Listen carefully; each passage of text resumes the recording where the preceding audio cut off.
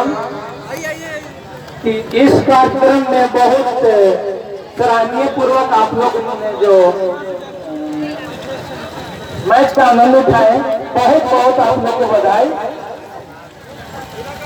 और इस कार्यक्रम में जहानाबाद से चल के आए हुए मीडिया लोग चंदन कुमार जी,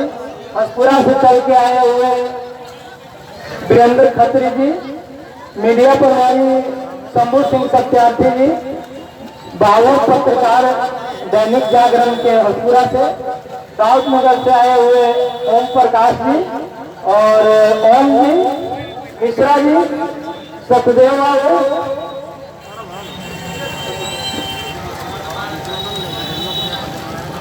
ईशांत जी, प्रेम बाबू, सभी को और दोनों तरफ के खिलाड़ी को मेरे तरफ से बहुत बहुत धन्यवाद जो इस तरह का खेल का प्रदर्शन किए। और ऐसा आप लोग का सहयोग रहा तो प्रत्येक साल होते रहेगा। और